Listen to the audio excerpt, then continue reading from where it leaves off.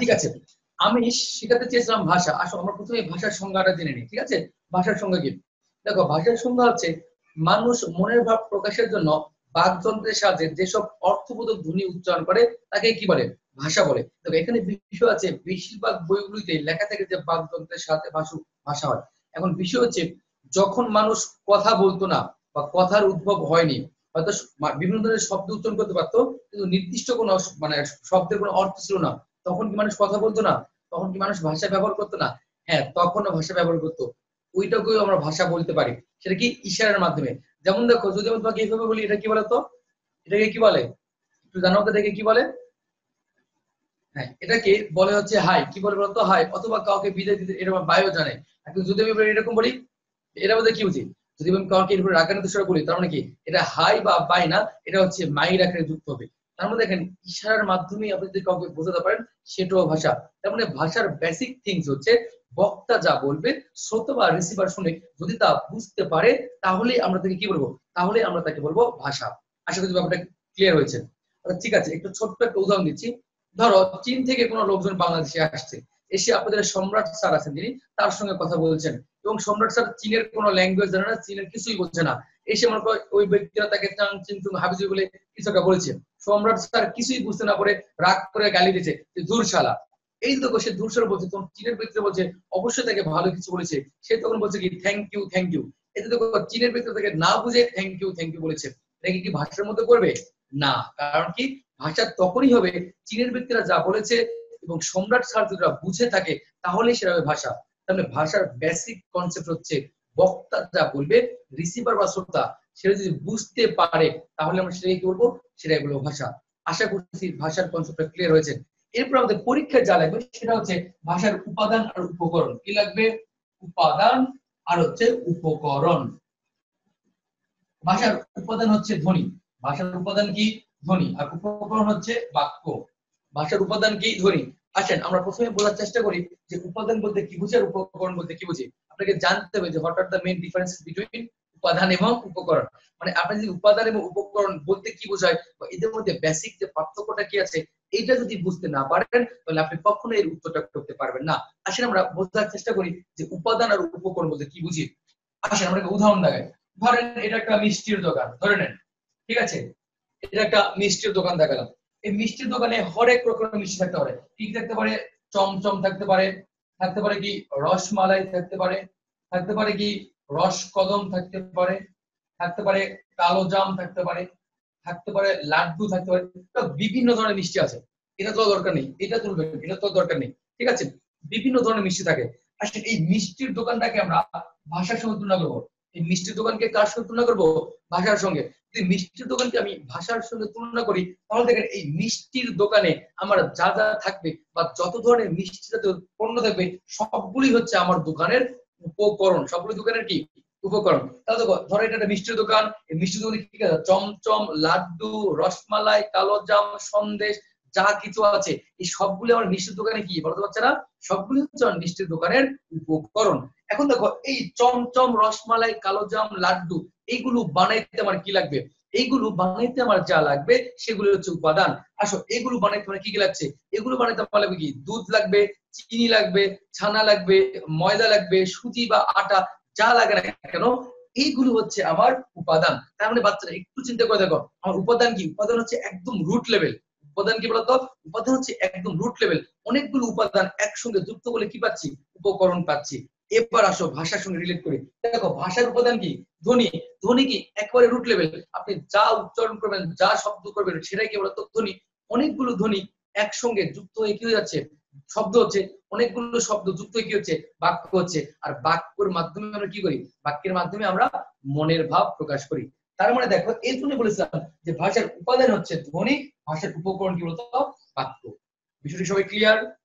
সবাই কি বুঝতে পেরেছো? একটু আমাকে জানাও যারা আছো, তোমরা এখন পর্যন্ত কমিউনিকেট করছো না, আমি বুঝতে পারি। ওকে, যদি বুঝতে পারেন তাহলে অবশ্যই জানবেন যে স্যার বুঝতে পেরেছি। আর যদি বুঝতে না পারেন, তাহলে বলবেন স্যার বুঝিনি। আর আমি একটু দ্রুত কথা বলি। দ্রুত কথা বলার কারণ হচ্ছে বাংলার লেকচার শিটটাকে 10 থেকে 12টা কোচিং সেন্টার বলতে বা যে কোনো জায়গাতে এই 10 থেকে 12টা ক্লাসের মধ্যে আপনাকে অনেকগুলো বিষয় কমপ্লিট করতে হয়। আর আমি যদি ধীরে ধীরে বা স্লো মোশনে কথা বলি বা স্লো মোশন প্রো কথা বলি, তাহলে দেখবেন যে একটা টপিক বা একটা চ্যাপ্টার পড়াতেই আমার 3 ঘন্টা লাগবে, 3 ঘন্টা শেষ করতে পারবো না। দ্যাটস ওয়াই আমি দ্রুত কথা বলবো, যদি বুঝতে না পারেন তাহলে জিজ্ঞেস করবেন স্যার আমি বুঝি নাই, অথবা ভাই আমি বুঝি নাই, আমি আবার বুঝিয়ে দিব। ঠিক আছে, সবাই ক্লিয়ার? ওকে, তারপরে দেখো উপাদান এবং উপকরণের মনে থাকতে না পারে, ভুল হতে পারে। আমরা শিখবো টেকনিক্যালি, কারণ কি যেগুলো আমরা একটু টেকনিক্যালি শিখি সেগুলো আমাদের মাথায় বেশি মনে থাকে। দেখো উপাদানে ন আছে, ধ্বনিতে ন আছে, উপকরণে ক আছে, বাক্যতে ক আছে, যেন ভুল না হয় এই জন্য এই তথ্যটা মনে রাখবে। পারবেন না সবাই? সবাই পারবেন? ওকে, আশা করছি এটা বুঝেছেন। এরপরে আমি ভাষা নিয়ে কিছু তথ্য দেবো, যে তথ্যগুলো আপনার জানা দরকার। আচ্ছা, আমার সঙ্গে একটু মনে কয়েকজন আনমিউট আছেন, যারা আনমিউট আছেন তারা অবশ্যই রেসপন্স করবেন। একটা শোনো, আমি একটু বলি যে ক্লাস ভালো হয় তিনটার মাধ্যমে। কয়টার মাধ্যমে? তিনটার মাধ্যমে। একটা হচ্ছে ক্লাসের টিচার ভালো হতে হবে। ক্লাসের টিচার যদি ভালো না থাকে তাহলে কখনোই ক্লাসটা ভালো হবে না। স্টুডেন্ট যতই ভালো হোক না কেন, টিচার ভালো থাকে ক্লাস ভালো হবে না। দ্বিতীয়ত, ক্লাসের টিচারের পাশাপাশি স্টুডেন্ট ভালো যদি না হয় তাকে রেসপন্সিভ হতে হবে। এতে হবে কি, টিচার যে ভালো ডেলিভারিটা দিবে সেখান থেকে স্টুডেন্টরা যদি রেসপন্স করে বা নিতে পারে, যদি অল্প নিতে পারো তারপরে ক্লাসটা ভালো হবে। তৃতীয়ত কি বলতো, তৃতীয়ত হচ্ছে মানে আনুষঙ্গিক পরিবেশ। এই যে মনে করেন আমি অনলাইনে ক্লাস নিচ্ছি, আমার অবশ্যই অনলাইনে ভিডিও কোয়ালিটি ভালো হতে হবে, আমার সাউন্ড কোয়ালিটি ভালো হতে হবে। যদি এই তিনটার কম্বিনেশন ঠিক থাকে তাহলে এই ক্লাসটা ভালো হবে। এখন মনে করেন আপনারা খুব ভালো স্টুডেন্ট, অনেক ভালো পারেন, যে কোনো টিচার থেকে এক্সপার্ট, তাহলে কি যদি টিচার যদি ক্লাস করতে নিতে আসে, তাহলে টিচার এই ক্লাসটাকে কি জমাইতে পারবে, ভালো করতে পারবে? অবশ্যই না। আবার দেখো টিচার খুব ভালো আছে কিন্তু স্টুডেন্ট হচ্ছে একেবারে ইররেসপন্সিবল, মানে তাকে বলা হচ্ছে কি অবস্থা কি, সে কোনোভাবেই রেসপন্স করছে না। অথবা কেউ একজন বলে দিয়েছে যে বাবু তুমি বেশি কথা বলবে না, তুমি কথা বললে ক্লাসে টায়ার্ড হয়ে যাবা, এরকম যদি কেউ বলে থাকে তাহলে ভাই তার কপালে থাকা, এসব না বলে এইগুলো চিন্তা ভাবনা করবে না। অবশ্যই আপনাকে রেসপন্সিভ হতে হবে, তৃতীয়ত কি অবশ্যই ঠিকঠাক থাকতে হবে। দ্যাটস ওয়াই আপনি যত বেশি রেসপন্সিভ থাকবেন ক্লাসটা তত বেশি এনজয় করতে হবে। সবাই কি কথা বুঝতে পেরেছি? জি স্যার, বুঝতে পেরেছি। ওকে, থ্যাংক ইউ। জি স্যার, যে কোনো একজন বলবেন যে তাহলে আমি বুঝতে পারবো যে আমি ঠিকঠাক আছি। ওকে, যদি কথা বলতে প্রবলেম হয় তাহলে একটু জাস্ট টাইপ করবে যে ওকে ডান, বুঝতে পেরেছি, ঠিক আছে, একটা হাসির ইমোজি, এগুলো দিবেন, তাহলে বুঝবো যে ঠিক আছে আপনি ক্লাসের সঙ্গে যুক্ত আছেন। কারণ কি আমি তো আপনাকে সামনে দেখতে পাচ্ছি না যে আপনি আমার কথা শুনছেন না বসে বসে বাদাম চিবুচ্ছেন আর তাহার কথা ভাবতেছেন, তাই না? এরকম তো হতেই পারে। আর এই বয়সটা তো খুব বাজে বয়স, এরকম অনেক কিছু ঘটে। ওকে ঠিক আছে, আপাতত ধরে নিলাম যে আপনারা আমার কথা শুনে, ধরে নিলাম না, আমি এটা বিশ্বাস করলাম যে আপনারা আমার কথা শুনছেন এবং খুব মনোযোগ দিয়ে শুনছেন। আসেন আমি কিছু তথ্য দেই, আপনারা উত্তর করবেন। ওকে, প্রথম তথ্য হচ্ছে পৃথিবীতে প্রচলিত ভাষার সংখ্যা কতটি? পৃথিবীতে প্রচলিত ভাষার সংখ্যা, সবাই উত্তর করবেন, কয়টি বলেন তো দেখি। পৃথিবীতে প্রচলিত ভাষার সংখ্যা কতটি? 7111-এর বেশি। গুড। যিনি উত্তর দিয়েছেন তিনি হয়তো আমার ক্লাসটা করেছেন বা আমার কোনো লেখা কোনো গ্রুপে পেয়েছেন, তাছাড়া এটা কেউ এখন পর্যন্ত পড়ায় না। ওকে, দেখো পৃথিবীতে প্রচলিত ভাষার সংখ্যা হচ্ছে 7111টি। মানে এই তথ্যটা যতদূর পর্যন্ত আমি জেনেছি শুধু আমি দিয়েছি, অন্যরা এখন পর্যন্ত কেউ এক্সাক্ট এই তথ্যটা দেয় না। ওকে ঠিক আছে, দেখো এটার উত্তর হচ্ছে পৃথিবীতে প্রচলিত ভাষার সংখ্যা হচ্ছে 7111টি। কিন্তু তোমাদের যে বইগুলো আছে বা বিভিন্ন ধরনের কোচিং এর বই বা শীট গুলো বলো, সেখানে হচ্ছে প্রায় 3500, কোথাও যাচ্ছে প্রায় 4500, এরকম একটা মানে কি বলে যে গেজমের তথ্য দেওয়া আছে। তবে ওই তথ্যগুলোকে আমরা একেবারেই ভুল বলবো না, ওই তথ্যটাকে ঠিক ধরে নিব যদি অপশনে 7111 না থাকে। ধরো একটা প্রশ্ন এসেছে, যে এবছরই প্রশ্ন এসেছে এরকম যে পৃথিবীতে প্রচলিত ভাষার সংখ্যা কত, উত্তর দেওয়া হচ্ছে প্রায় 3500, কোথাও যাচ্ছে প্রায় 2500, কোথাও যাচ্ছে 2000, কোথাও বলছে 1000। তাহলে এখানে বেস্ট অ্যান্সার কোনটা? প্রায় 3500। আর যদি কোথাও দেওয়া থাকে যে 3500 সঙ্গে সঙ্গে 7100 বা প্রায় 7000, তখন কিন্তু উত্তর হবে 7000। কারণ কি যিনি প্রশ্ন করেছেন উনি কিন্তু অবশ্যই 7000কে জেনে তো অপশনে দিয়েছেন, আর আপনাকে কনফিউজ করার জন্য 3500 রেখেছেন। তো যখন আপনি রাইট অ্যান্সারটা পাবেন তখন রাইট অ্যান্সারটা দিবেন। আর যদি উত্তর রাইট যেটা সঠিক হবে আপনি জানেন, যদি না থেকে যেটা ভুল বলে প্রচলিত হয়েছে তাহলে প্রচলিত ভুলটাই দেখিয়ে আসবেন। আশা করছি আমার কথা বুঝতে পেরেছেন। এবার আসেন ভাই এই তথ্যটা কোথা থেকে পেলাম, কেন পেলাম? দেখো সিম্পলি যা, প্রত্যেক বিষয়ে তথ্যের জন্য কিন্তু বিশেষ বিশেষ সংস্থা থাকে। এই যে আমরা বাংলাদেশে কতগুলো জনসংখ্যা আছে, প্রত্যেক বছর কতগুলো লোকজন মারা যাচ্ছে, নারীর সংখ্যা কতটি বা পুরুষের সংখ্যা কতটি, অথবা শিশু মৃত্যু হার কত, এইগুলো নিয়ে কিন্তু প্রত্যেক বছর একটা কি হয়, এটাকে গবেষণা হয় বা সমীক্ষা হয়। এই যে সমীক্ষাটা হয় এটাকে আমরা বলি আদমশুমারি। কি বলি? আদমশুমারি। এই আদমশুমারি কাজ করতে অবশ্যই একটা সেক্টর আছে, তারা জনসংখ্যা নিয়ে কাজ করে। আবার দেখো বাংলাদেশে কতগুলো স্কুল আছে, কতগুলো কলেজ আছে, এইগুলোর একটা হিসাব হয়। তো এরকম একটা সংস্থা আছে, সেই সংস্থার কাজ হচ্ছে ভাষা নিয়ে কাজ করা। সংস্থার কাজ কি বলতো? ভাষা নিয়ে কাজ করা। এই সংস্থাটার নাম হচ্ছে ইথনোলগ। কি নাম? ইথনোলগ। ওকে, এই ইথনোলগের কাজ হচ্ছে ভাষা নিয়ে কাজ করা। এটা একটা আন্তর্জাতিক সংস্থা যারা একদম আন্তর্জাতিকভাবে স্বীকৃত, যারা ভাষা নিয়ে কাজ করে। আর ইথনোলগ প্রত্যেক বছর 21শে ফেব্রুয়ারি, আমরা আবার বলছি যে প্রত্যেক বছর 21শে ফেব্রুয়ারি, যা আন্তর্জাতিক মাতৃভাষা দিবস হিসেবে পরিচিত, এই 21শে ফেব্রুয়ারিতে তারা এই বছর ধরে গবেষণা করে যা পায় তা পরের বছর 21শে ফেব্রুয়ারিতে তা প্রকাশ করে যে ঠিক আছে, পৃথিবীতে এখন এতগুলো ভাষা প্রচলিত আছে, এই দেশের জনগণ এই ভাষায় কথা বলছে।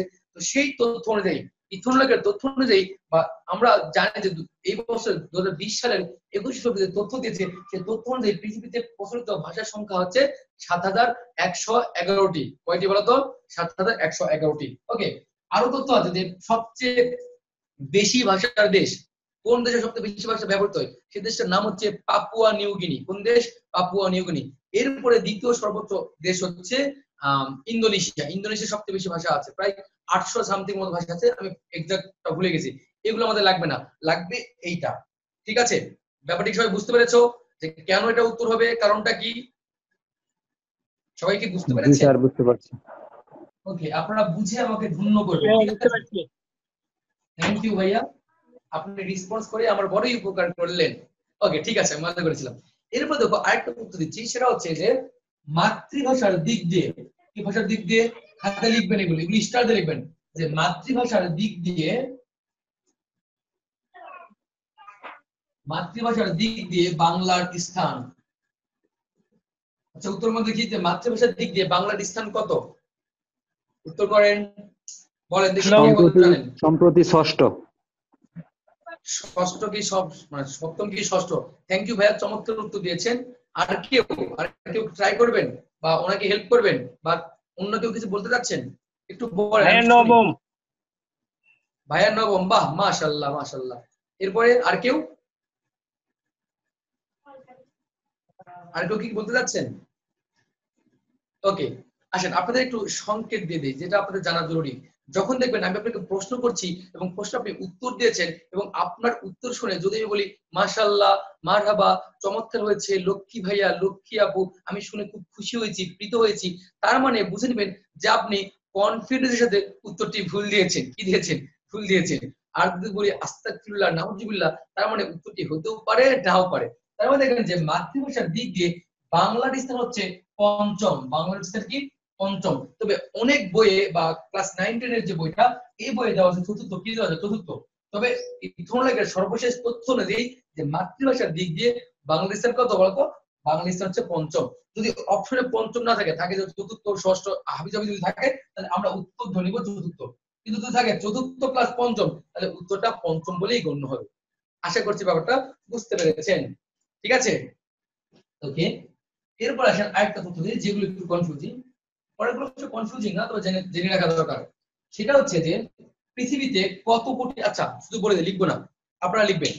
লেখেন যে পৃথিবীতে কত কোটি লোকের মুখের ভাষা বাংলা। কেউ উত্তর করবেন? আচ্ছা, আপনারা বলুন তো, পৃথিবীতে কত কোটি লোকের মুখের ভাষা বাংলা? এখন হয়তো অনেকে লজ্জা বা ভয়ে 228 মিলিয়ন। 228 মিলিয়ন। 228 মানে কি 28 কোটি এরকম? বাংলায় বলেন যে কোটিতে বলেন ভাই, মিলিয়ন বিলিয়নের হিসাব পরে, আগে কোটিতে বলেন। ওটাকে আপনি কোটিতে কনভার্ট করে বলেন যে পৃথিবীতে প্রচলিত, মানে পৃথিবীতে না, মানে বাংলা ভাষাভাষী জনসংখ্যা এখন কত, পৃথিবীতে কত কোটি লোকের মুখের ভাষা বাংলা, যারা বাংলায় কথা বলে? কেউ পারবেন? ওকে, 30 কোটি। 30 কোটি, বাহ, চমৎকার উত্তর দিয়েছেন, থ্যাংক ইউ বাবু। উত্তরটি হবে 27 কোটি। কত কোটি বলেন তো? 27 কোটি। আসেন, এই 27 কোটি ওইটা হচ্ছে ইথনোলগের তথ্য অনুযায়ী। তবে অপশনে যদি 27 না থাকে, অপশনে যদি 30 থাকে, তাহলে হবে 30 কোটি। ঠিক আছে, আপনাকে আমি মানে কি বলে হিউমিলেট করিনি, আপনার উত্তরটা ঠিক ছিল। কারণ কি, এটাও উত্তর হবে যদি 27 না থাকে। এটা কেন? ইথনোলগের তথ্য অনুযায়ী। ওকে, এই 3-4টা নিয়ে একটু বেশি কনফিউজ ছিল। এগুলো হচ্ছে নতুন আপডেট তথ্য এসেছে।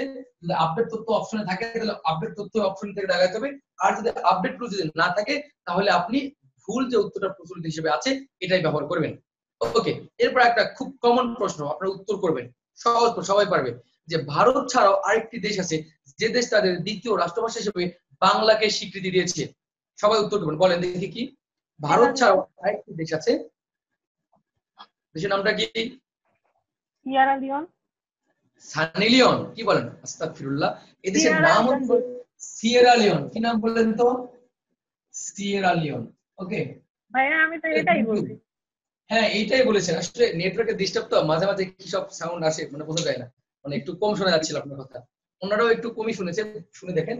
ওকে, আসো এই সিয়েরা লিওন হচ্ছে বাংলা ভাষাকে দ্বিতীয় রাষ্ট্রভাষা হিসেবে স্বীকৃতি দিয়েছে। এখন প্রশ্ন হতে পারে যে ভাইয়া এই কাজটা কেন করলো, কেন হলো? দেখো আমি তোমাদের কিছু আপডেট তথ্য দিচ্ছি। একটু ফোন এসেছে, আমি তোমাদের কিছু আপডেট তথ্য দিচ্ছি, এই তথ্যগুলো একটু জেনে রাখো, ঠিক আছে? আসসালামু আলাইকুম। ওয়ালাইকুম আসসালাম। হ্যাঁ কি বলছিলাম? হ্যাঁ আপনি কি ফান্ড থেকে আসছেন?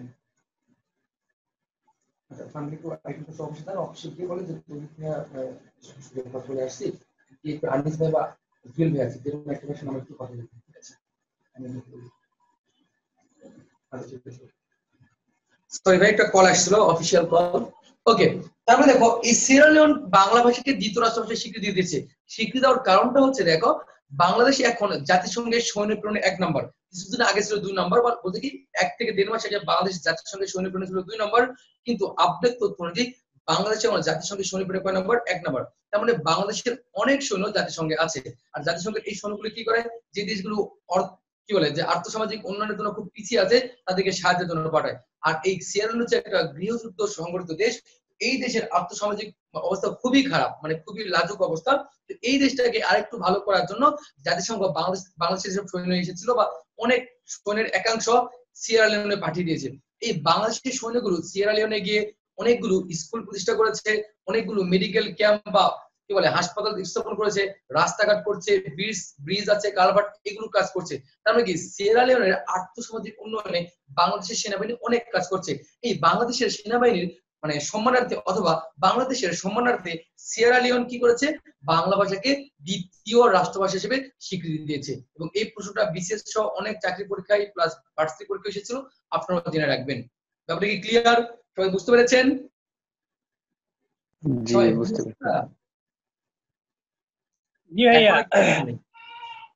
ওকে, আশা করছি বুঝতে পেরেছেন। ঠিক আছে, এরপর আসেন আমি আপনাদের যে টপিকসটা পড়াবো বা যে বিষয়টা পড়াবো সেই বিষয়টা খুবই ইম্পর্টেন্ট। আসেন সেটা শিখবো আজকে আমরা একটু বর্ণ নিয়ে শিখে। আসেন, ভাষা তো শিখলাম, ভাষা বিষয় আরো টপিক আছে এগুলো আগামী ক্লাসে, আর আজকে একটু শিখি বর্ণ নিয়ে।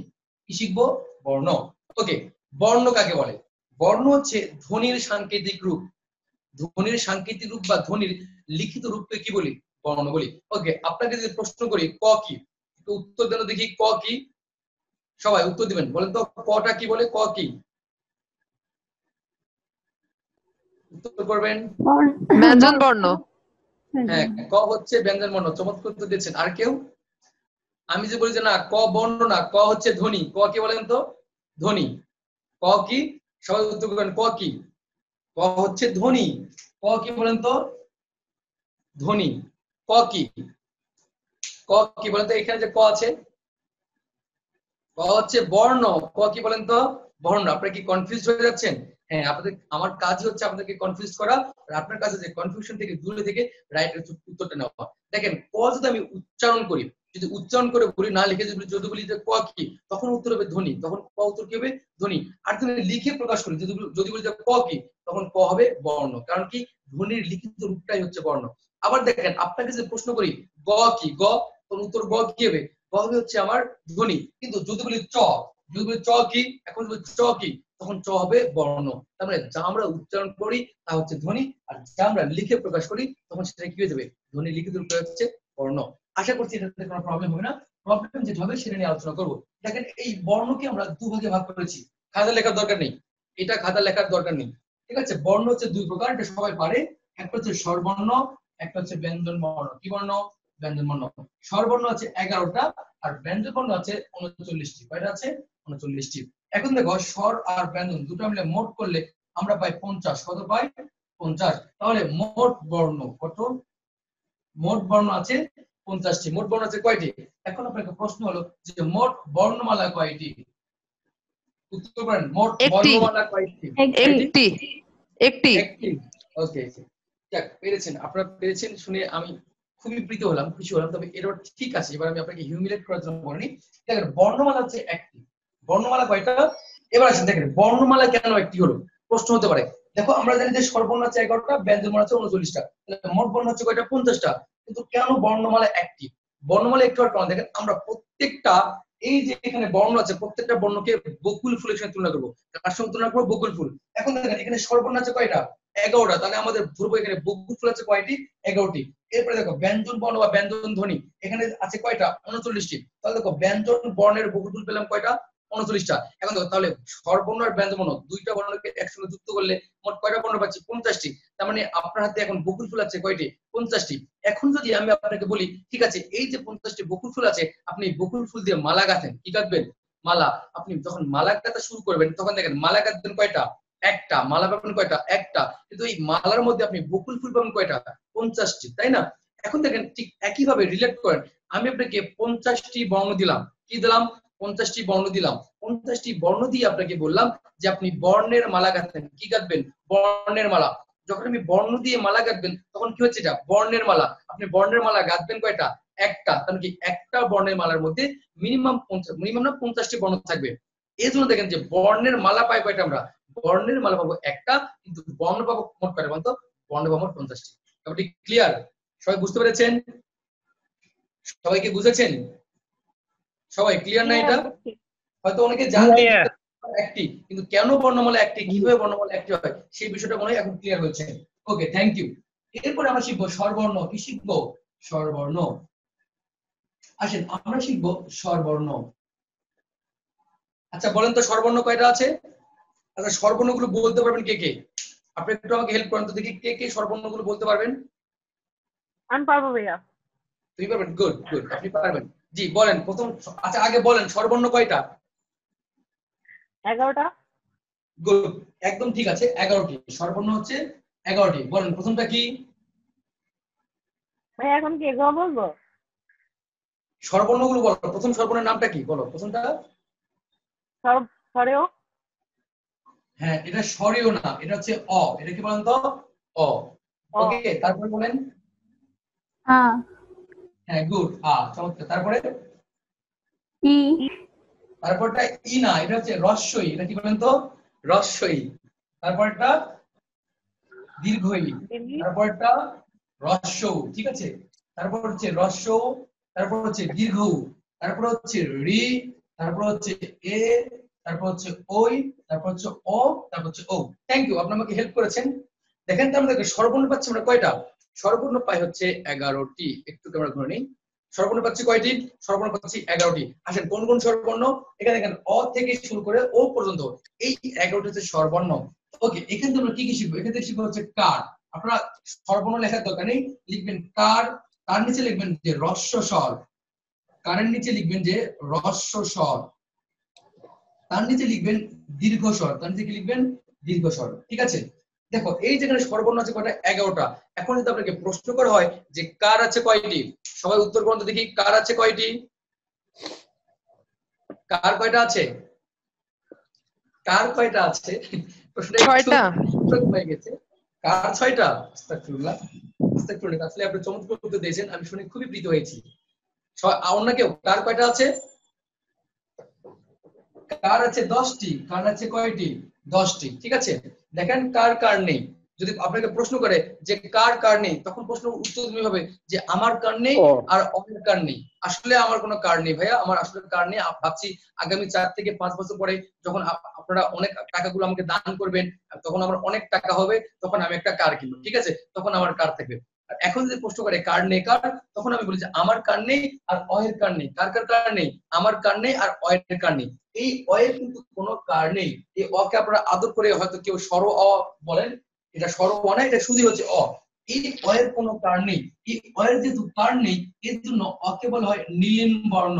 এটা কিন্তু একটা বিশ্ববিদ্যালয়ের প্রশ্ন যে নিচের কোনটি নীলিন বর্ণ বা নীলিন বর্ণ কোনটি? উত্তর হবে অ।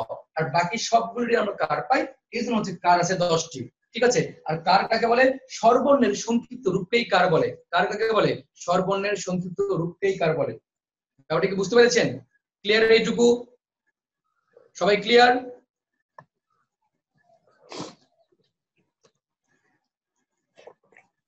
বুঝতে পারছেন আপনারা আসলে বুঝতে পেরেছেন জি কিনা ভাইয়া। হ্যাঁ, তাহলে বলবেন কেন আপনি কি অন্যের জীব ভাইয়া বলার জন্য কি আপনি ওয়েট করে থাকেন, না আপনার ওখানে আমার কথাটা যেতে একটু সময় নিচ্ছে, এরকম হওয়ার কথা না। ওকে, আপনাদের রেসপন্সিভ না হলে কিন্তু ক্লাসগুলো ভালো হয় না। আমরা তো অনেক ক্লাস নেই, তো আমি প্রত্যেক ক্লাস আমার ক্লাস করতে গেলে যদি তারা অফলাইনে ক্লাস করে বা করতো তাদের আমি অবশ্যই বলিয়ে নিতাম, আমি যা পড়াবো তা বলে নিবো, কারণ কি ক্লাসে মুখস্থ করে দেবো। বিষয়টা এমন দেখো, তুমি যখন রেসপন্স করবা এখানে তিনটা কাজ হয়। কটা কাজ হয় দেখো? তিনটা কাজ হয়। যখন তুমি একটা বিষয় বলবা তখন তোমার বলা হচ্ছে, যখন তুমি বলবা তখন তোমার শোনা হচ্ছে, যখন তুমি বলবা শুনবা, অবশ্যই তো চোখ বন্ধ করে না দেখে তো বলবো না, তার মানে কি তুমি বলতেছো, শুনতেছো, দেখতেছো, তার মানে এখানে তিনটা ইন্দ্রিয় কাজ করতেছে। দেখো মানুষের ইন্দ্রিয় থেকে কয়টা? 5টা ইন্দ্রিয় থাকে। যখন দেখো যে মানুষ 3টা ইন্দ্রিয় একটা দিকে কাজ করে, বাকি 2টা ইন্দ্রিয় ঠিক একই দিকেই কাজ করে। আর যখন 5টা ইন্দ্রিয় দিয়ে কোনো কি বিষয়ে কাজ করবেন, ওই বিষয়ে আপনার সবচেয়ে বেশি মনোযোগ আসে। দ্যাটস ওয়াই ক্লাসে জয়েন করতে হলে, ক্লাসে থাকতে হলে অবশ্যই রেসপন্স করবেন, হয় কথা বলেন নতুবা লিখে। আপনারা কি মানে এত সুখের পায়রা কেন? হ্যাঁ, মানে আপনাদের বলতে হচ্ছে যে বুঝছেন কিনা সেটা বলতেও কষ্ট হচ্ছে, এরকম কিছু না? আপনাদের নেটওয়ার্ক প্রবলেম হচ্ছে, আমরা শুনতে পাচ্ছেন না, এটা করবেন, জি এটা না আপনার ভাই, লস। সবাই একসাথে বললে আবার সবাই শুনতে পাচ্ছি ভাই। সবাই শুনতে পাচ্ছেন না, কিন্তু আমার মনে হয় আমার এখানে কোনো নেটওয়ার্কের কোনো ডিস্টার্ব নেই, একদম স্পষ্ট এবং ক্লিয়ার দেখা যাচ্ছে এবং শোনা যাচ্ছে। ওকে, ঠিক আছে। দেখো কার হচ্ছে 10টি, কার কয়টি? 10টি। এরপর কি আছে? রস্বস্বর। রস্বস্বর হচ্ছে 4টি। রস্বস্বর কয়টা? 4টা। আর দীর্ঘস্বর কয়টা? দীর্ঘস্বর হচ্ছে 8টা। বলেন দীর্ঘস্বর কয়টা? রস্বস্বর লিখেছে 4টা আর দীর্ঘস্বর 8টা। দীর্ঘস্বর কয়টা বলেন তো কি? দীর্ঘস্বর কয়টা? উত্তর করেন, দীর্ঘস্বর কয়টা? 10টি। আপনারা হারিয়ে যাচ্ছেন। ওকে, এখানে কার লিখেছি 10টি, আমি লিখেছি রস্বস্বর 4টি, আর বলেছিলাম যে দীর্ঘস্বর 8টি, কিন্তু আসলে কি দীর্ঘস্বর 8টি? অবশ্যই না। টোটাল স্বরবর্ণ যদি 11টা হয়, তার মধ্যে যদি রস্বস্বর যদি 4টি হয়, তাহলে বাকি থেকে কয়টি? 7টি। তাহলে দীর্ঘস্বর কয়টি? দীর্ঘস্বর হচ্ছে 7টি। অনেকে হয়তো আমার কথা শুনে 8টি লিখেছেন, তিনি ভুল লিখেছেন। আপনি ভুল লিখবেন কেন? আমি যদি ভুল বলে আপনি কি ভুল লিখবেন না? এই ভুলটাতে ভুল করা যাবে না। এই ভুল যদি করেন তাহলে ক্লাস 1-এ গিয়ে ভর্তি হতে হবে। ঠিক আছে, এটুকু ক্লিয়ার সবাই? এটুকু কি বুঝতে পেরেছি? এটুকু জি বুঝতে স্যার, বুঝতে পেরেছি। বুঝতে পারছি ভাইয়া। ডান। ওকে, বুঝতে পারছি। সর্বর্ণ রস্বস্বর 4টি, এই 4টি কোন 4টি বা মনে রাখবো কিভাবে? এই রস্বস্বর 4টি মনে রাখার টেকনিক হচ্ছে একটা ধরবো একটা ছাড়বো। টেকনিক কি বলেন তো দেখি? বলেন টেকনিক কি? একটা ধরবো, একটা একটা ধরবো, ছাড়বো। একটা ছাড়বো। এভাবে বলবেন না, এভাবে বললে মানুষের লজ্জা দিবে ভাই। টেকনিক হচ্ছে একটা সর্বর্ণকে ধরবো, একটা সর্বর্ণকে ছাড়বো। টেকনিক কি বলেন তো? টেকনিক হচ্ছে একটা সর্বর্ণকে ধরবো, একটা সর্বর্ণকে ছাড়বো। তাহলে আমি প্রথমে অকে ধরেছি, আকে ছেড়েছি, আবার রস্বকে ধরবো, দীর্ঘকে ছাড়বো, আবার রস্বকে ধরবো, দীর্ঘকে ছাড়বো। এরপর আমরা রিকে ধরবো, রিকে ধরে আর যাব না, কারণ কি রি এর মাঝে ঝামেলা আছে। কি আছে? রি এর মাঝে ঝামেলা আছে। আমি রি এর মাঝে অলরেডি ঝামেলা আছে, আবার কি একে ধরা দরকার আছে?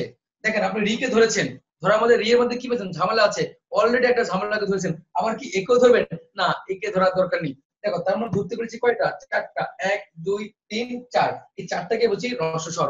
এখন প্রশ্ন করতে পারেন ভাইয়া এই রি এর মধ্যে কি ঝামেলা আছে যার কারণে আমরা আটকে গেলাম? এই রি এর মধ্যে ঝামেলা হচ্ছে রিকারকে অনেক ভাষাবিজ্ঞানী বা অনেক ভাষাবিদ সর্বর্ণ মনে করেন না। এরকম একজন ভাষাবিজ্ঞানী বা ভাষাবিদ হচ্ছে আমার অতি শ্রদ্ধেয় রবি ঠাকুর। রবি ঠাকুর রিকারকে সর্বর্ণ মনে করেন না, যেহেতু ওনার মধ্যে একজন ব্যক্তিত্ব বা ব্যক্তি ভাষা বিজ্ঞানী হিসেবে পরিচিত, উনি কিন্তু রিকারকে সর্বর্ণ মনে করছেন না, তাহলে অবশ্যই জেনে এটা কোনো না কোনো দিকে সর্বর্ণ না ওনার দৃষ্টিতে। এই জন্য একটা পরীক্ষায় প্রশ্ন এসেছিল এইভাবে যে নিচের কোনটিকে অনেকেই সর্বর্ণ মনে করেন না? উত্তর হবে কি বলতো? রিকার। উত্তর কি হবে? রিকার। এবারে বুঝছো? ওকে, এখন দেখো তাহলে পাচ্ছি করে আমরা 4টা, আর বাকি থেকে কয়টা? 7টা। এই 7টাই হচ্ছে আমার কি বলতো? দীর্ঘস্বর। ব্যাপারটা আশা করছি ক্লিয়ার। এরপর আমরা শিখবো ফলা। কি শিখবো? ফলা। এরপর শিখবো হচ্ছে ফলা। ফলা আছে 6টি। ফলা কয়টি আছে? ফলা আছে 6টি। আসো এই ফলা মনে করার টেকনিক আছে। টেকনিক কি দেখো, আমরা এই ফলা মনে রাখতে গিয়ে আমরা শ্রদ্ধেয় হুমায়ুন আহমেদ স্যারকে স্মরণ করবো। তাকে স্মরণ করবো, শ্রদ্ধেয় হুমায়ুন আহমেদ স্যার। আপনারা তো সবাই হুমায়ুন আহমেদকে চেনেন, যার অনেক নাটক দেখেছেন, উপন্যাস দেখেছেন বা পড়েছেন, সিনেমা দেখেছেন। দেখো এই হুমায়ুন আহমেদের একটা উপন্যাস ছিল, উপন্যাসের নাম হচ্ছে আমার আছে জল। এই উপন্যাসটি কে কে পড়েছেন, বা এই নামে একটা সিনেমাও আছে, সিনেমার নাম হচ্ছে আমার আছে জল। এই সিনেমাটা জাতীয় চলচ্চিত্র পুরস্কারপ্রাপ্ত সিনেমা। এই সিনেমায় অভিনয় করেছেন বিদ্যা সিনহা মিম সহ আরো অনেকে। এই সিনেমাটা কেউ দেখেছেন অথবা এই উপন্যাসটা কেউ পড়েছেন, এমন কেউ কি এখানে আছেন? কেউ কি আছেন? ভাইয়া আমি আছি। ও বাবা, ঠিক আছে, আপনি আছেন। আপনিটা কে একটু বলবেন যে আপনার নামটা কি? আপনি শিমু। একটু রেসপন্স করছেন, তাছাড়া বাকিগুলো শিমু। সবাই স্যারের কোশ্চেনের রেসপন্স ভালোভাবে করবে, হ্যাঁ এটা উচিত। ঠিক আছে, দেখো এই যে সিনেমা ছিল, এই সিনেমার নাম ছিল আমার আছে জল। এই আমার আছে জল সিনেমাটাকে আমরা হালকা একটু এডিট করব, কারণ কি এখন হচ্ছে এডিটের যুগ। এডিট করে আমরা আমার আছে জল না বলে আমরা লিখবো মনে রবে জল। কি লিখবো? মনে রবে জল। যেমন কি লিখেছি?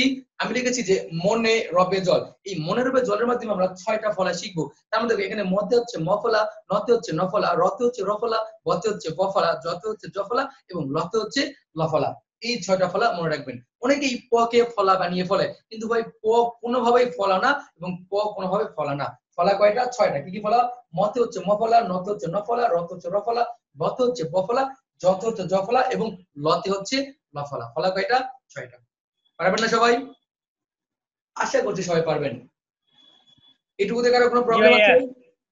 ওকে, নেই ভাইয়া, ঠিক আছে। তাহলে দেখ, প্রবলেম নেই তাই না? এই তো ওকে। তার মানে দেখো আমি একবার রিপিট করে দিচ্ছি, এইটুকু রিপিট করে দিচ্ছি, এখান থেকে কিন্তু আপনাদের অনেক প্রশ্ন আসে, মাথায় রাখবেন। ঠিক আছে, প্রশ্নগুলো বলবো স্বরবর্ণ কয়টা? 11টা। তার মধ্যে কার নেই, কার নেই হচ্ছে অয়ের। এই জন্য অকে কি বর্ণ বলে? অকে বলে নীলিম বর্ণ। ঠিক আছে, এরপর আমরা শিখলাম রস্বস্বর। ও সরি, কার শিখছি 10টা। এরপর শিখছি রস্বস্বর। রস্বস্বর হচ্ছে কয়টা? 4টা। রস্বস্বরের টেকনিক কি দিয়েছিলাম? রস্বস্বরের টেকনিক দিয়েছিলাম একটা ধরবো একটা ছাড়বো। আসলে এই একটা স্বরবর্ণকে ধরবো, একটা স্বরবর্ণকে ছাড়বো। এইভাবে আমরা ধরবো কি পর্যন্ত? রি পর্যন্ত ধরবো। রি পর্যন্ত ধরলে আমরা পাই কয়টা? 4টা। আমরা রস্বস্বরের 4টা, আর বাকি যে 7টা থাকে এই 7টা হচ্ছে দীর্ঘস্বর। এরপর আমরা শিখেছিলাম ফলা। ফলা কয়টা? ফলা হচ্ছে 6টা। ফলা মনে রাখার টেকনিক হচ্ছে মনে রবে জল। আশা করছি আপনারা এটুকু বুঝতে পেরেছেন। এরপরে আসেন আমরা যে বিষয়টা শিখবো, সেটা হচ্ছে বর্গীয় বর্ণ।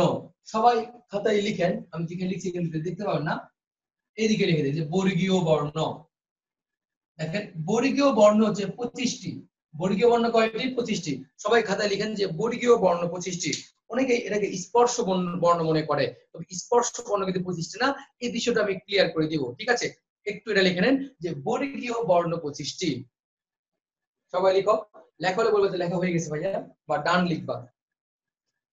আমি তার আগে আপনাদের এই ক্লাস নেওয়ার আগে আমার উচিত ছিল প্রত্যেককে কিভাবে কমিউনিকেশন করবেন সেটা বিষয়ে একটা ক্লাস নেওয়া উচিত ছিল। আগে কমিউনিকেশন বিহেভিয়ারের উপর ক্লাস নিতে হতো।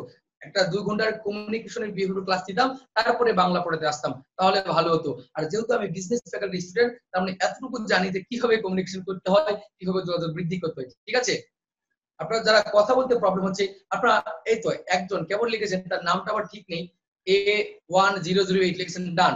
আপনাদের উচিত হচ্ছে যখন লেখা হলে ডান বলবেন, তখন জাস্ট বলা লাগবে না ডান, আপনি জাস্ট টাইপ করবেন ডান। তাহলে বুঝবো যে হ্যাঁ আপনি লিখতে পেরেছেন বা প্রবলেম হচ্ছে। আর যদি কোনো কিছু বুঝতে না পারেন বা দেখতে সময় হয়, সেটাও আপনি মেসেজ করে জানাবেন। চ্যাট লেখা আছে, আপনাদের জুম অ্যাপে লেখা আছে চ্যাট। এই চ্যাটে ক্লিক দিয়ে আপনি সবকিছু লিখতে পারবেন। ঠিক আছে, ওকে। এই তো অলিউর রহমান উনি বলেছেন ডান। আপনার এই কথাটা শুনে আমি খুবই প্রীত হলাম যে আপনি আমার কথাগুলো ধরতে পেরেছেন, বুঝতে পেরেছেন। আসো, এই 25টি হচ্ছে বর্গীয় বর্ণ। শিমু সে বলেছে ডান ভাইয়া। হ্যাঁ গুড, এই তো আপনারা লাইনে এসেছেন। আরো কয়েকটা ক্লাস করলে ইনশাআল্লাহ আমার সঙ্গে ইউজড হয়ে যাবেন। আমি আরো দ্রুত কথা বললে আপনার বুঝতে প্রবলেম হবে না। আশা করছি ক্লাসটা এনজয় করবেন।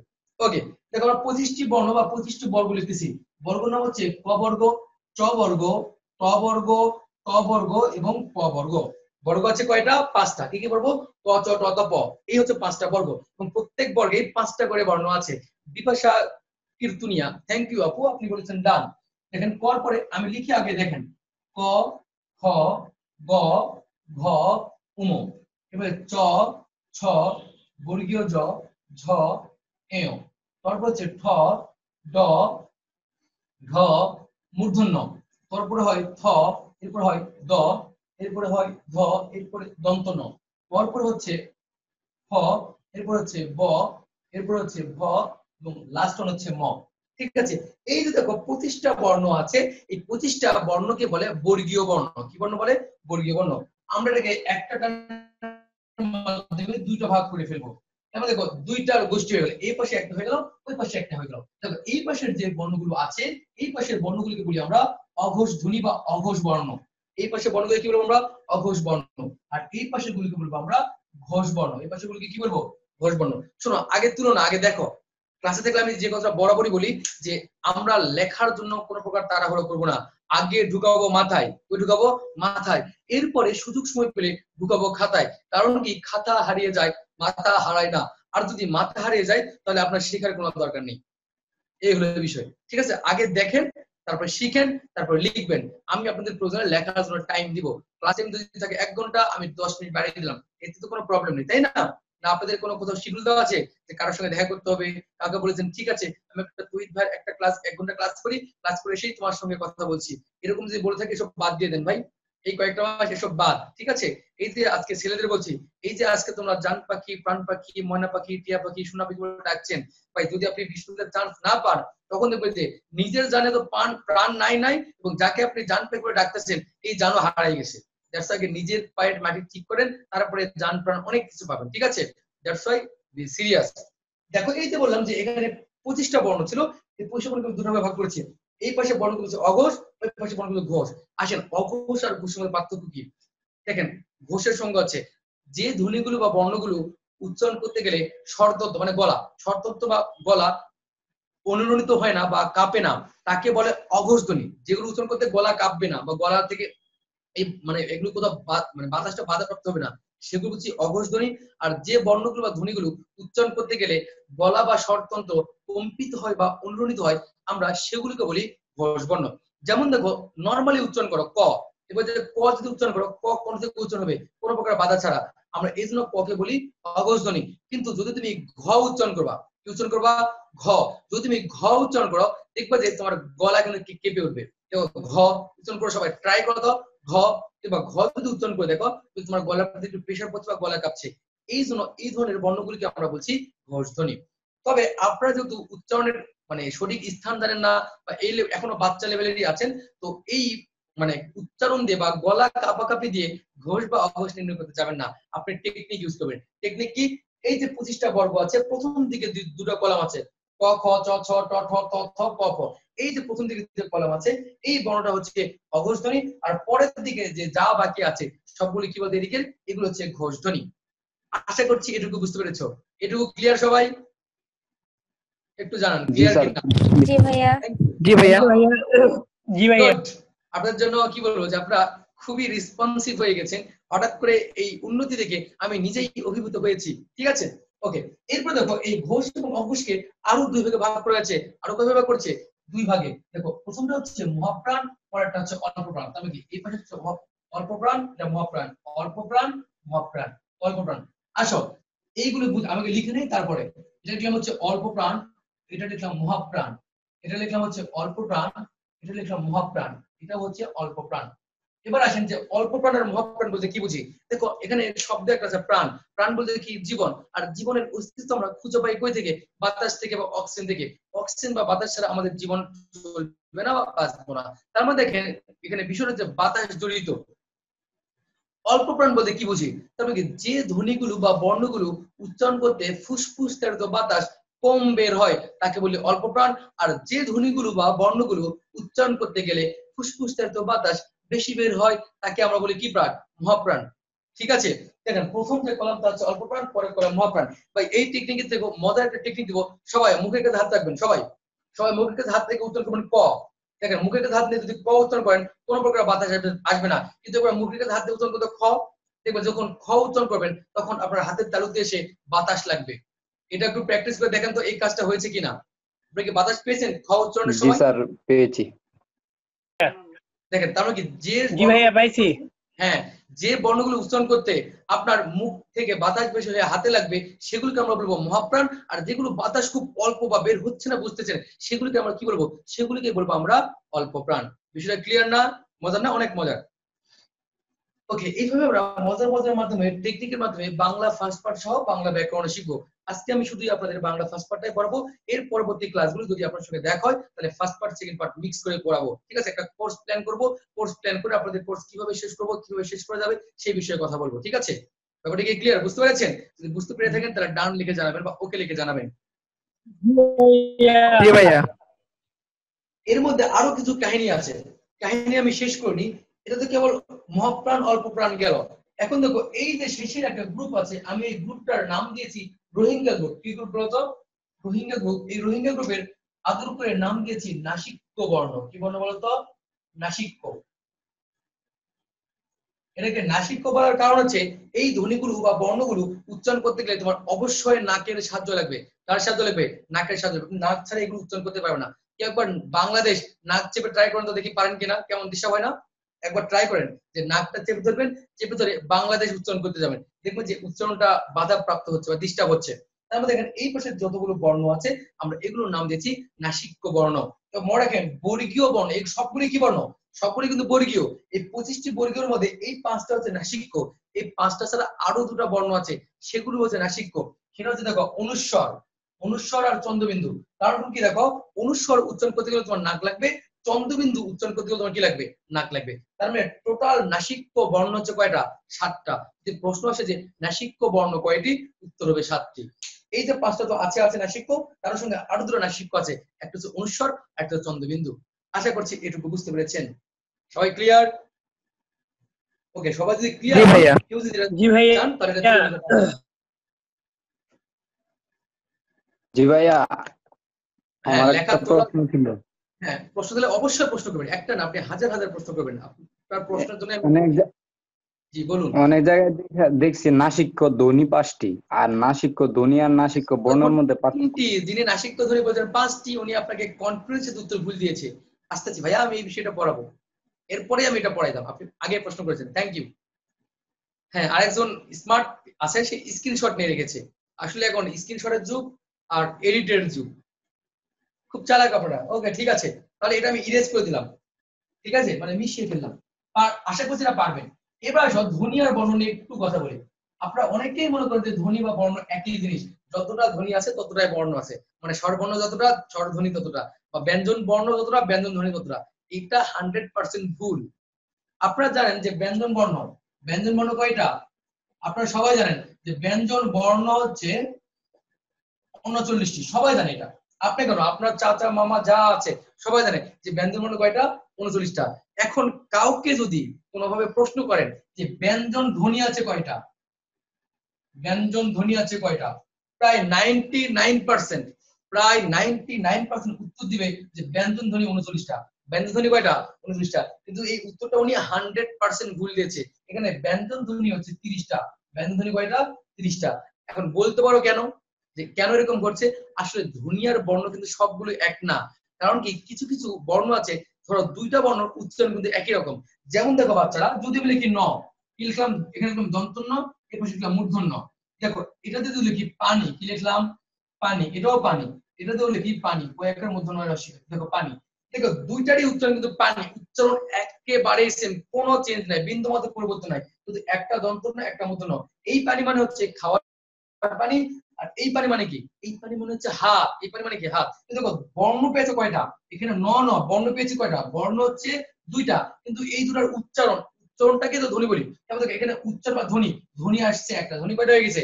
একটা। তাহলে দেখো এখানে অলরেডি একটা ধ্বনি কমে গেছে। এরকম না, এরকম আরো আছে। আবার দেখো বাচ্চারা, যদি কি বর্গীয় জ, অন্তস্থীয় জ, দেখো এখানে বর্ণ কয়টা? এখানে বর্ণ হচ্ছে 2টা, কিন্তু এটা ধ্বনি কয়টা? ধ্বনি হচ্ছে একটা, একটা ধ্বনি, কি বলছে এরা? জ ধ্বনি।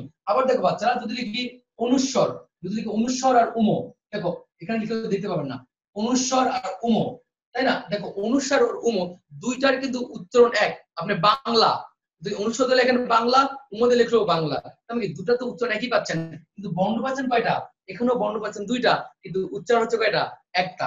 আবার দেখেন, আপনাকে যদি প্রশ্ন করা হয় যে হচ্ছে তালব্য স এবং মূর্ধন্য স, দেখো তালব্য স মূর্ধন্য দুটাই কিন্তু স, দুটাই কি বলতো? দুটাই হচ্ছে স। দেখেন এই তালব্য স দ্বারা আর মূর্ধন্য স দুটো দ্বারা কিন্তু বর্ণ আসছে কয়টা? 2টা, কিন্তু উচ্চারণ হবে কয়টা? একটা। ঠিক এইভাবে করে আমাদের ধ্বনি, ব্যঞ্জন ধ্বনি কমাইতে পেরেছি 9টা। ঠিক এরকম করে ধ্বনি কমে আসে 9টা, -9 বাদ দিলে উত্তর হয় 30।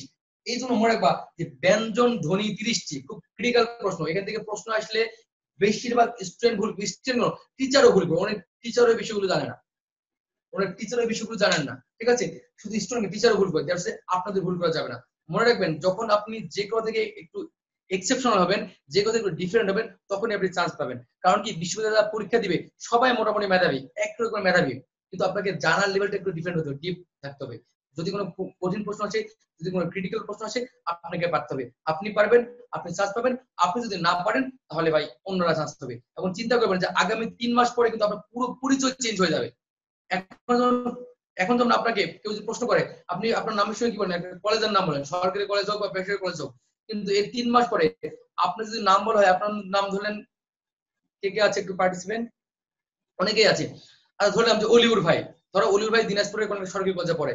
এখন দেখো আগামী 3 মাস পরে তাকে যদি প্রশ্ন করা হয় যে অলিউর তোমার মানে তোমার পরিচয় কি, হচ্ছে কি বলবে যে আমি অলিউর ঢাকা ভার্সিটিতে লতে পড়ছি, বা আমি অলিউর জাহাঙ্গীরনগর ভার্সিটিতে আইটিতে পড়ছি, বা আমি অলিউর জগন্নাথে লতে পড়ছি বা ইংলিশে পড়ছি। তো এই প্রশ্নের দিতে কিন্তু বেশি ভালো লাগবে। আপনার প্রোফাইল পিকচারের ছবির সঙ্গে সঙ্গে আপনার প্রোফাইল পিকচারের বায়োডাটাও কিন্তু চেঞ্জ হয়ে যাবে, যে স্টাডিজ এট ঢাকা ইউনিভার্সিটি, স্টাডিজ এট জাহাঙ্গীরনগর ইউনিভার্সিটি, স্টাডিজ এট রাজশাহী ভার্সিটি বা হাজিদানেশ বিজ্ঞান ও প্রযুক্তি বিষয়। অবশ্যই আপনার একটু পরিসরটা বাড়বে, ঠিক আছে? এটা কিন্তু বলতেও ভালো লাগবে। তো দ্যাটস ওয়াই সেইভাবে প্ল্যান করেন যে কি করবেন, আপনি চান্স পাবেন না আপনার বন্ধুকে চান্স পেয়ে দেবেন, আপনি বেশি পড়াশোনা করবেন না চুপচাপ ঘুম পারবেন, ঠিক আছে? এটা সব অবশ্যই ডিপেন্ড করে আপনার উপরে। ওকে, সবাই ক্লিয়ার ভাইয়া? কথা বুঝতে পেরেছো সবাই? ওকে জি ভাই, ওকে। জি ভাইয়া। এই বিষয়টা বুঝছো, এটা কিন্তু ক্রিটিক্যাল। এবার আসো যে প্রশ্ন করছে নাসিক্য ধ্বনি, নাসিক্য বর্ণ, এগুলো নিয়ে কথা বলি একটু। ওকে, সবাই খাতায় লেখো, এটা আগে লেখো, লেখো যে শীষ, লেখো যে শীষ বর্ণ, তার নিচে লিখবা শীষ ধ্বনি।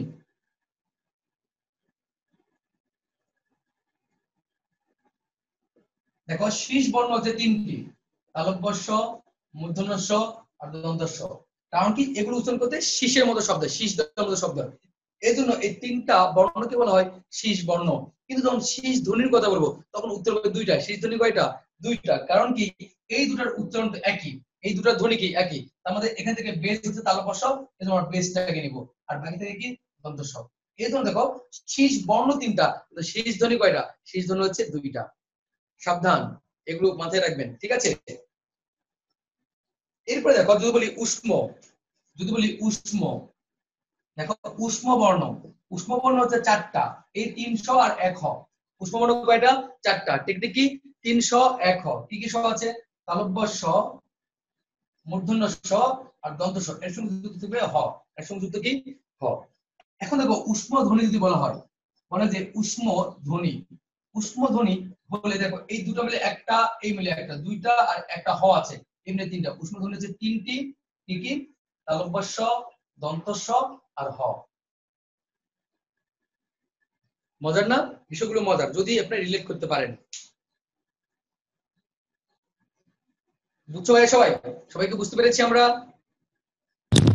জি ভাইয়া। ভাইয়া। ওকে, এবার যিনি যে প্রশ্ন করেছেন সেই প্রশ্নের উত্তরটা দেই, তাহলে ওনার বুঝতে আরো বেশি ক্লিয়ার হবে। আগে বেসিক বিষয় ক্লিয়ার করে দিলাম, এরপর ওনার প্রশ্ন ছিল যে ভাইয়া কোথাও আমরা নাসিক্য বর্ণ 5টা বলে, নাসিক্য ধ্বনি 5টা বলে, এগুলো নিয়ে কথা বলি। দেখো নাসিক্য বর্ণ হচ্ছে 7টি, নাসিক্য বর্ণ কয়টা? 5টা না 7টা। যদি অপশনে 7 না থাকে, অনেক জায়গায় প্রশ্ন আছে 5, ওই যে 5টাতে শেষে যে বর্গীয় 5টা আছে ওই 5টাকে নাসিক্য বলে। কিন্তু যদি 5টাকে উত্তর দেয়, যদি অপশনে 7 না থাকে তাহলে উত্তর 5-এ দেখাবে। তো বেসিক্যালি উত্তর করা হলো 7টা। আর নাসিক্য বর্ণ, নাসিক্য ধ্বনি, আর যদি নাসিক্য ধ্বনি চাই তাহলে হবে 3টা। নাসিক্য ধ্বনি কয়টা? 3টি, ঠিক আছে? নাসিক্য ধ্বনি 3টি। একটা হচ্ছে কি কি 3টা? দেখো এই নাসিক্য 3টা ধ্বনি হচ্ছে, একটা হচ্ছে উম, একটা হচ্ছে ন দন্ত ন, আর একটা হচ্ছে ম। উমরিত রূপ হচ্ছে অনুস্বর, 9 রূপ মূর্ধন্য আর মত আছে। বুঝতে পেরেছেন সবাই? আশা করি সবাই বুঝতে পেরেছেন। জি স্যার, বুঝতে পেরেছি। এখন একটা লাস্ট টেকনিক দিব, লাস্ট টেকনিক দিয়ে আজকে ক্লাসটা এখানেই শেষ করব। হয়তো আমি আগামীকাল যদি সব ঠিকঠাক থাকে আগামীকাল আরেকটা বাংলা ক্লাস দেবো। এই বাংলা ক্লাসের টাইমটা একটু বেশি থাকবে, তবে টাইমটা আমি অবশ্যই রাতে দিতে হবে, আমি সন্ধ্যায় দিতে পারবো, ঠিক আছে? রাতের দিকে দিব, যদি সবকিছু ঠিকঠাক থাকে।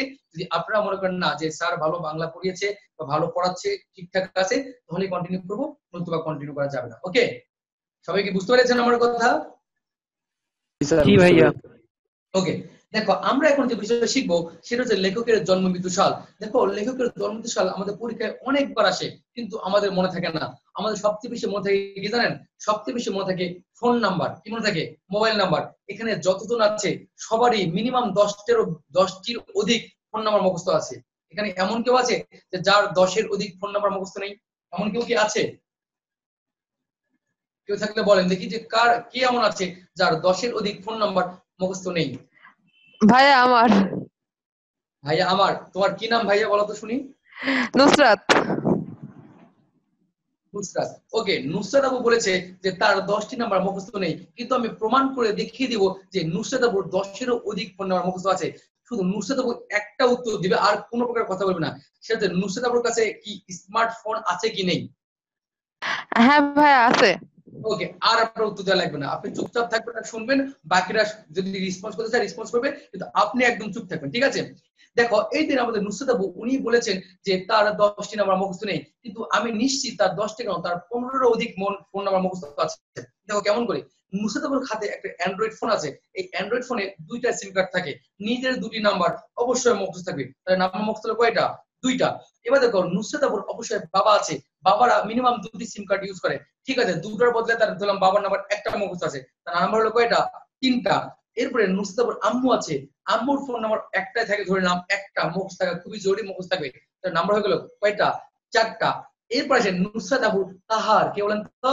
তাহার। এই তাহার আবার সিম কার্ড একটি দুটি না, তাহার সিম কার্ড 3টি। কয়টা সিম কার্ড? 3টি। সে নুসরাত আপুকে 3টি সিম কার্ড থেকে যখন তার ক্রেডিট থাকে, ব্যালেন্স থাকে, তখন সে ফোন করে। নাম্বার পেলাম কয়টা? 7টা। এবার দেখো নুসরাত আপু তাহার, যখন তাহার ফোনে মাঝে মাঝে ক্রেডিট শেষ হয়ে যায়, তখন সে তার বাবা এবং মায়ের ফোন থেকেও মাঝে মাঝে নুসরাত আপুকে ফোন করে। এখন আপনারাই বলেন, হবু শ্বশুর শাশুড়ির ফোন নাম্বার মুখস্থ রাখা ফরজে আইন, কি বলেন তো? ফরজে আইন। তাহলে দেখো নুসরাত আপুর ফোন নাম্বার মুখস্থ হলো কয়টা? 9টা মুখস্থ হয়ে গেল। কয়টা বলেন তো? টোটাল এখানে 5, এখানে 4, 9টা হইলো। এরপর দেখেন নুসরাত আপুর অবশ্যই একটা ভাইয়া বা আপু আছে, ধরে নিলাম যে কোনো একজন আছে, অবশ্যই ভাইয়া বা আপুর নাম্বার মুখস্থ রাখতে অবশ্যই হবে। নাম্বার হয়ে গেল কয়টা? 10টা। আবার দেখেন নুসরাত আপুর খুবই ক্লোজ একটা বান্ধবী আছে, যে বান্ধবীর সঙ্গে মনের মাধুরী ঐশ্বরিয়া সবাইকে মিশিয়ে কথা বলে। তাহলে দেখেন এই বান্ধবীর নাম্বার মুখস্থ রাখা অতীব জরুরি। নাম্বার হয়ে গেল কয়টা? 11টা। আবার নুসরাত আপুর একটা জাস্ট ফ্রেন্ড আছে। কি ফ্রেন্ড আছে? Just friend. এই ফ্রেন্ডের কাছ থেকে শুধু উপকারী নাই, বলে বন্ধু আজকে একটা শীট লাগবে, এটা আমার লাগবে, এনে দে। ওই বন্ধু একদম পলুর বলদের মতো নুসরাত আপু শীট চাইলে একটা, সে নেয় 3টা। এরকম একটা ফ্রেন্ড থাকে, উপকারী ফ্রেন্ড। এই ফ্রেন্ডের নাম্বার মুখস্থ রাখা অবশ্যই জরুরি। তাহলে নাম্বার হয়ে গেল কয়টা? 12টা। আবার দেখেন নুসরাত আপুকে একটা নাম্বার থেকে রেগুলার ডিস্টার্ব করে, ফোন মেসেজ দিয়ে দিয়ে ফোনটাকে ভারী করে ফেলেছে। রাগ করে নুসরাত আপু তার নাম্বারটা ব্ল্যাক লিস্টে দিয়েছে, কিন্তু ব্ল্যাক লিস্টে দেওয়ার আগ মুহূর্তে নাম্বারটা এতবার চোখের সামনে ভেসে এসেছে যে এই নাম্বারটাও মুখস্থ আছে। তাহলে বাচ্চারা বলো, নুসরাত আপুর মোবাইল নাম্বার মুখস্থ হলো কয়টা? 13টা। আরো কিছু নাম না জানা ফোন নাম্বার মুখস্থ আছে, সেগুলো বিষয় আর না বলি। বলো এখন আমি প্রমাণ করতে পেরেছি কিনা যে নুসরাত আপু 13টি ফোন নাম্বার অধিক ফোন নাম্বার মুখস্থ আছে? ওকে, ঠিক আছে। আমি জি ভাইয়া। বেটা এত একটা বড় জিনিস আমি প্রমাণ করে দিলাম, আমার জন্য থ্যাংক ইউ একটা বাণী পর্যন্ত আসলো। এটা হইলো বেটা? এটা কিছু হইলো? অবশ্যই বলবো স্যার, চমৎকার কাজ জি করেছেন, ভাইয়া, thank আপনি you. পারছেন, থ্যাংক ইউ। ভাইয়া থ্যাংক ইউ, বাট এত মুখস্থ মনে হয় না নাই। ওকে, আই এম জাস্ট কিডিং। আমার প্রায় 20-এরও অধিক ফোন নাম্বার মুখস্থ আছে, 20-এরও অধিক।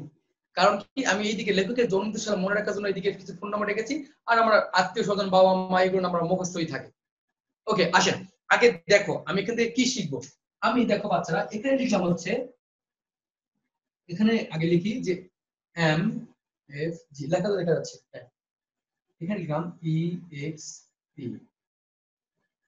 018019, ঠিক আছে? 61 92 80 99 40 54।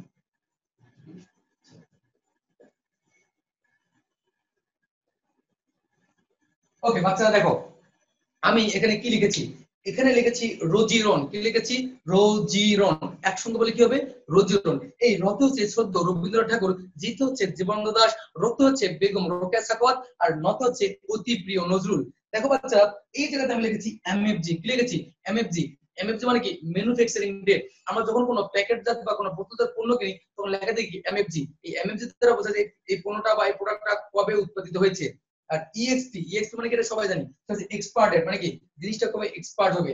আর এখানে আমি এমএফজি তে উৎপাদন ডেট দ্বারা বুঝাচ্ছি যে পৃথিবীতে রবীন্দ্রনাথ ঠাকুর কবে উৎপাদিত হয়েছে, জীবনানন্দ দাশ পৃথিবীতে কবে উৎপাদিত হয়েছে বা তার ল্যান্ডিং ডেট কবে, রোকেয়া ঠিক কবে ল্যান্ডিং ডেট দিয়েছে। দেখো মোবাইল নাম্বার লেখার সাপেক্ষে শুরুতে একটা জিরো দিয়েছি, কি দিয়েছি জিরো দিয়েছি। তার মানে দেখো আমরা মোবাইল নাম্বার টেকনিক্যাল নাম্বারটা মুখস্থ করবো। কিভাবে মুখস্থ করবো, আমরা নাম বলবো কি রোজিরন, নাম বলবো কি রোজিরন। আর মোবাইল নাম্বার কি একদম বাঙালিরা যেভাবে মোবাইল নাম্বার বলে আমরা ঠিক সেভাবে মোবাইল নাম্বার বলবো। নাম্বার কি 018 61 99 80 99। নাম্বারটা কি বলতো 018 61 99 80 99। আমি আবার বলছি মেইন টেকনিক কি রোজিরন, নামটা কি রোজিরন। আর ফোন নাম্বার কি দুইটা, প্রথমটা হচ্ছে 018 61 99 80 99। আসেন এখান থেকে রিলেট করি কিভাবে কি শিখবো। তারপরে দেখো বাচ্চারা এটা হচ্ছে আমার এমএফজি উৎপাদন ডেট। তার মানে কি আমরা রবীন্দ্রনাথ পৃথিবীতে কবে উৎপাদিত হয়েছে, রবীন্দ্রনাথ পৃথিবীতে উৎপাদিত হয়েছে 1861 সালে। ঠিক সেম ভাবে 1899 সালে জীবনানন্দ দাশের জন্ম, ঠিক একই ভাবে 1880 সালে রোকেয়ার জন্ম এবং 1899 সালে আমার নজরুলের জন্ম বা নজরুলের পৃথিবীতে ল্যান্ডিং ডেট। নিচে লিখছি ইএক্সপি, ইএক্সপি মানে কি এক্সপায়ার ডেট বা পৃথিবীতে কবে তারা এক্সপায়ার্ড হয়ে গেছে। একটার নাম্বার হচ্ছে 019 35 41 41 54। দেখো ভুল লিখলো ফোন নাম্বার মুখস্থ 019 41 54 32 76। তাহলে এই যে 41, তার মানে দেখো 1941 সালে রবীন্দ্রনাথ পৃথিবী থেকে এক্সপায়ার্ড হয়ে গেছে। 1954 সালে আমাদের জীবনানন্দ দাশ পরলোক তুলেছে বা মারা গেছে। 1932 সালে রোকেয়া সাখাওয়াত এক্সপায়ার্ড হয়ে গেছে। আসলে রোকেয়া সাখাওয়াত এক্সপায়ার্ড হয়ে গেছে বলতে একটু অন্যরকম লাগে, মানে মারা গিয়েছে। আর 1976 সালে আমাদের নজরুলের জীবন অবসান ঘটেছে। ব্যাপারটা কি সবাই বুঝতে পেরেছেন? সবাই কি ক্লিয়ার? জি ভাইয়া। জি স্যার ক্লিয়ার। যদি মুখস্থ রাখতে পারেন এরকম করে প্রত্যেকটা ক্লাসে একটা একটা করে 10 ক্লাসের 20টা শেষ হয়ে যাবে। আর দুজন লেখকের মানে একই সঙ্গে একজন কবিতা লিখেছেন, গল্প লিখেছেন, রবি ঠাকুর আর জীবনানন্দ দাশ। আর একজন লেখক আছে উনি মারা যাননি, ওইটার মৃত্যু সাল লাগতেছে না। ওকে, এই হচ্ছে টেকনিক। আর একটা মজার বিষয় দেখো, এই যে মহারিষি বা মহাগুণী গজন তারা যখন পৃথিবীতে বা জীবদ্দশায় বেঁচে ছিল তারা কিন্তু রবি সিম ইউজ করতো। কি সিম ইউজ করতো? 018। কিন্তু তারা মারা গেলেন বা স্বর্গে চলে গেলেন, স্বর্গে গিয়ে দেখেন যে রবি সিমের শুধু কল ড্রপ হয়, কথা বলা যায় না। আর এখন বাংলা লিঙ্ক দিচ্ছে বেশি বেশি বেশি বেশি কে দিচ্ছে? বাংলা লিঙ্ক। এই জন্য তারা স্বর্গে গিয়ে বাংলা লিঙ্ক সিম ইউজ করা শুরু করেছে। ঠিক আছে, কারণ কি নাম্বার শুরুতে কি দিয়ে 019 দিয়ে। ঠিক আছে, এবার চাইলে আপনারা উঠে নিতে পারেন, চাইলে তো স্ক্রিনশট দিতে পারেন, যে ইচ্ছা যার যেটা ভালো লাগে সেটা দিয়ে রাখেন।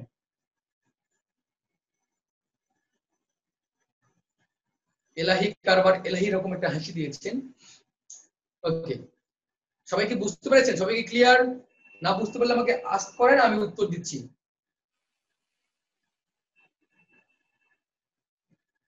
সবাই এই নাম্বার দুটো ভাইয়া ভালো লাগছে ভাই। এটা তো ভালো লাগার কেবল একটু নমুনা পেলেন, আরো ভালো লাগার জিনিস বাকি আছে। ওকে ভাই, যতক্ষণ পড়াবো ততক্ষণ ভালো লাগবে ইনশাআল্লাহ, এতটুকু বলছি। আর আমি আমার পরিচয়টা দেইনি, পরিচয়টা একটু পরে দেবো, এটা শেষ করে। তাহলে এটা আমি মিশিয়ে দিলাম। দেখো মুখস্থ করবা কিভাবে? মুখস্থ করবা যে রোজিরন, কি বলবেন? যে রোজিরন।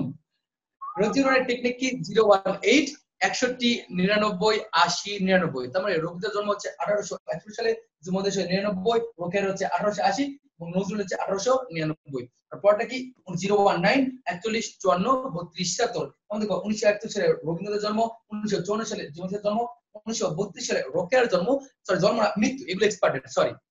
আর নজরুল 1976 সালে। ঠিক আছে, ওকে, এই হচ্ছে টেকনিক দিলাম। এইভাবে আমরা প্রত্যেকটা ক্লাসে টেকনিক দেব। এরপরটা হচ্ছে গুপ্ত বিদ্যা বঙ্কিমা। গুপ্ত হচ্ছে ঈশ্বরচন্দ্র গুপ্ত, বিদ্যা মানে বিদ্যাসাগর, মাহাত্মা যে মাইকেল মধুসূদন দত্ত। এইভাবে আমরা পরে উপস্থিতি শিখবো। ওকে, আশা করছি ব্যাপারটা বুঝতে পেরেছেন, ক্লাসটা এনজয় করেছেন। আমি 1 ঘন্টা একটা ছোট্ট ক্লাস ছিলাম, জাস্ট আপনাদের সঙ্গে একটু পরিচিত হতে আসলাম। আমি জানি না আপনারা কে কেমন কোথা থেকে প্রশ্ন করছেন, কোন বিষয় বা এগুলো কিছু জানি না। জাস্ট জেনেছি মাত্র যে একটা ক্লাস দিতে হবে বাংলার। আপনাদের হয়তো সম্রাট স্যারের সঙ্গে পরিচয় আছে, তারপর আপনাদের ডিরেক্টর স্যারের সঙ্গে আমার মাত্র 2বার কথা হয়েছে। ইনশাআল্লাহ আজকে আমরা কথা বলে সব ঠিকঠাক করে নিব ইনশাআল্লাহ। ঠিক আছে, এবার আমি আমার ছোট্ট করে একটু পরিচয় দিচ্ছি। আমি হচ্ছি তৌহিদুর রহমান বা তৌহিদুর রহমান। ঠিক আছে, আমি পড়াশোনা করেছি JNU, JNU দিয়ে ভাইয়া, এটা জানু না, এটা হচ্ছে জগন্নাথ ইউনিভার্সিটি, ঠিক আছে? এটাকে কেউ জানু বলবেন না, এটা হচ্ছে জগন্নাথ ইউনিভার্সিটি। ভাইয়া পড়াশোনা করছি আমি ফাইন্যান্স থেকে। কিসের পড়াশোনা করছি? ফাইন্যান্স থেকে আমার গ্রাজুয়েশন কমপ্লিট হয়ে গেছে। এরপরে আমার ব্যাকগ্রাউন্ড ছিল সায়েন্স। ব্যাকগ্রাউন্ড কি ছিল? সায়েন্স। আর পড়াই হচ্ছে বাংলা। পড়াই কি বলেন তো? বাংলা। তার মানে কি science arts commerce full package. Okay, অনেকে হয়তো ভাববেন আল্লাহ ভাইয়া তো পরে কমার্সে ছিল, সায়েন্সে পড়াচ্ছে বাংলা। বিষয় কেমন না? বিষয় এমন না, যে যেটা নিয়ে লেগে থাকবে, যে যেটা পড়াশোনা করবে সে সেটা ভালো পারবে। আমি ডি ইউনিটের স্টুডেন্ট ছিলাম, সায়েন্স থেকে ডি এর প্রিপারেশন নিয়েছি। প্রিপারেশন পরে আমি আমার ভার্সিটিতে আমার ইউনিটে আমি 10th প্লেস করেছিলাম, ঠিক আছে? তো সেই সুবাদে বাংলার সঙ্গে সূক্ষ্মতা, বাংলায় ভালো লাগা, এই বাংলাটাই পড়াচ্ছি, পড়াতে পারি ইনশাআল্লাহর রহমতে ভালো পড়াইতে পারে, এটা ফিল করি।